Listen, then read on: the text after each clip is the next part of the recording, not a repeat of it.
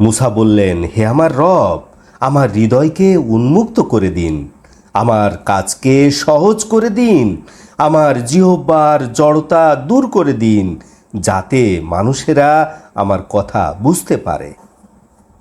আমার পরিবার থেকে আমার জন্য একজন সাহায্যকারী মনোনীত করুন, আমার ভাই হারুনকে, যার সাহায্যে আমি আমার কোমর শক্ত করব এবং তাকে আমি আমার কাজে অংশীদার বানাবো, যাতে আমরা অধিক পরিমাণে আপনার পবিত্রতা বর্ণনা করতে পারি এবং আপনাকে অধিক পরিমাণে স্মরণ করতে পারি।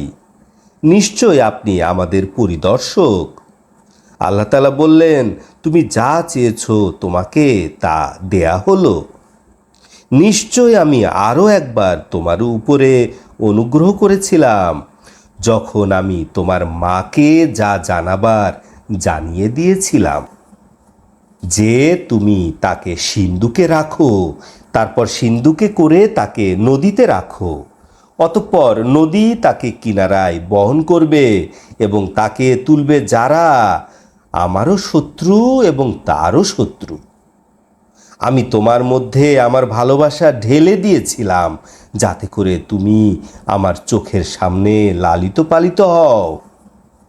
যখন তোমার বোন পিছনে পেছনে চলছিল, অতঃপর সে বলল, আমি কি তোমাদেরকে এমন ব্যক্তির সন্ধান দিব যে এই শিশুর লালন পালনের ভার গ্রহণ করতে পারবে? অতঃপর আমি তোমাকে তোমার মায়ের কাছে ফিরিয়ে দিলাম, যেন তার চক্ষু ঠান্ডা হয় এবং দুশ্চিন্তা না করে, এবং তুমি একটি মানুষকে হত্যা করেছিলে। আমি তোমাকে দুশ্চিন্তা হতে মুক্ত করেছিলাম এবং তোমাকে বহু পরীক্ষা করেছিলাম। অতঃপর তুমি কয়েক বছর মাদিয়ানবাসীদের মধ্যে ছিলে। তারপর হে মুসা, তুমি নির্ধারিত সময় উপস্থিত হলে। আল্লাহ তাআলা বলেন, আমি আমার নিজের জন্য তোমাকে প্রস্তুত করেছি। তুমি এবং তোমার ভাই আমার নিদর্শনগুলি নিয়ে ফেরাউনের কাছে যাও। আমার স্মরণে অলসতা করবে না। তোমরা উভয় ফেরাউনের কাছে যাও, নিশ্চয় সে সীমা লঙ্ঘনকারী। তোমরা উভয় তার সাথে নরম নরম কথা বলবে, সম্ভবত সে উপদেশ গ্রহণ করবে অথবা ভীত হবে। তখন তারা উভয় বললেন, হে আমাদের প্রভু, আমরা ভয় করছি যে ফেরাউন আমাদের সাথে বাড়াবাড়ি করবে অথবা সীমা লঙ্ঘন করবে। আল্লাহ তাআলা বললেন, তোমরা ভয় করো না, নিশ্চয় আমি তোমাদের সাথে আছি, শুনছি এবং দেখছি। অতঃপর তারা উভয় ফেরাউনের কাছে এলো।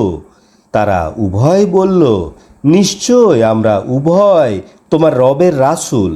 আমাদের সাথে বনি ইসরায়েলদেরকে মুক্ত করে দাও এবং তাদেরকে শাস্তি দিও না। নিশ্চয় আমরা তোমার রবের পক্ষ হতে নিদর্শন নিয়ে এসেছি এবং হেদায়েতের অনুকরণ করে যারা, তাদের উপরে শান্তি। নিশ্চয় আমাদের কাছে ওহী এসেছে, যারা এ ওহীকে অস্বীকার করে এবং ফিরে যায়, নিশ্চয় তাদের জন্য রয়েছে শাস্তি। ফেরাউন বলল, হে মুসা, তোমাদের রব কে? মুসা বললেন, আমাদের রব তিনি, যিনি সব কিছু সৃষ্টি করেছেন, অতঃপর তাদেরকে হেদায়েত দান করেছেন।